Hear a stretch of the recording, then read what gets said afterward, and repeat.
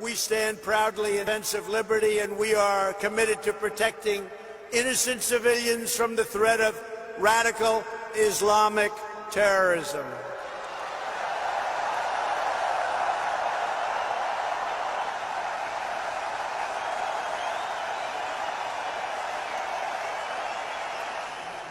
Those who always, if any act of criminality, if any act of terrorism, and any act of extremism, if any act of suicide bombing is committed anywhere, they bracket Islam and Muslim Ummah with act of terrorism. And they never bracket the same other religion with act of terrorism.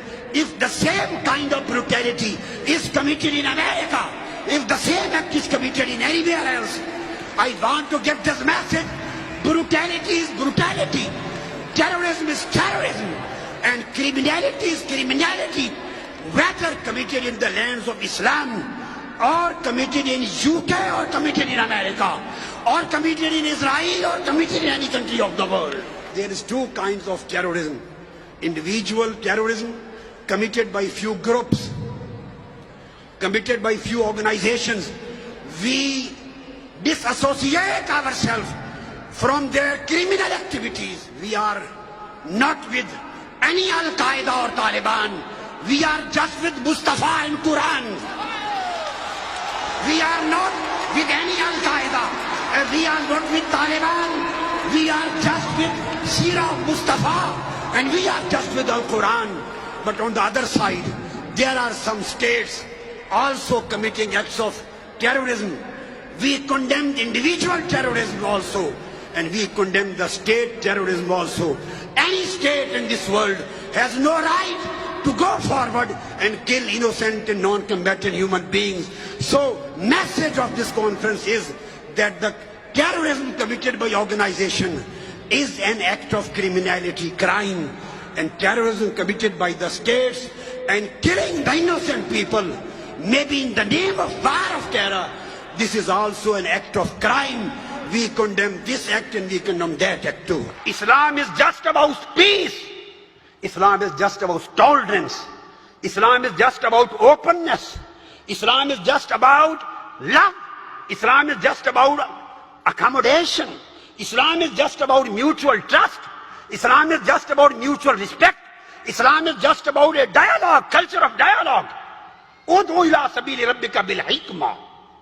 Islam has nothing to do with any act of terrorism. It may be in any form, it may be in any kind, may be in any manifestation. We reject every act of extremism and terrorism in its totality, unconditionally and in absoluteness. During the warfare, in the battlefield, Holy Prophet saw, he said, you cannot kill women, you cannot kill children, you cannot kill priests, you cannot kill diplomats and ambassadors. You cannot kill the people worshipping in churches and synagogues. You cannot burn the trees. You cannot burn the people. And you cannot cut down the arms.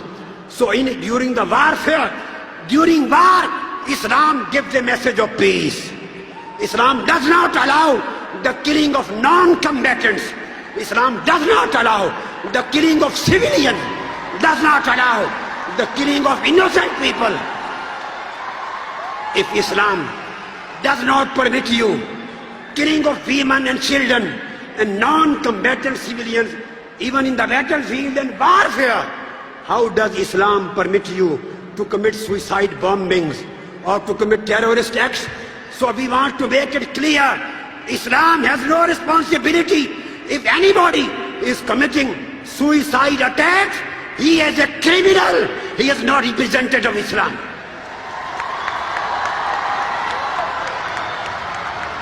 If anybody is committing any act of terrorism on any pretext, on any conditionality, that terrorist is a criminal. He is out of the ambit of Islam. He has no link with Prophet Muhammad, no link with Quran, and no link with Islam. This is approval of rejection of terrorism, approval of rejection of extremism, approval of rejection of hatred, approval of unity of mankind, approval of interfaith harmony, Whole mankind is one. Raise your hands. Whole mankind is one. We live with peace. We want to live with love. We want to live with harmony. We want to reject terrorism. We want to reject hatred. We want to live in love, peace, compassion and harmony and mutual respect. MashaAllah. Takbir!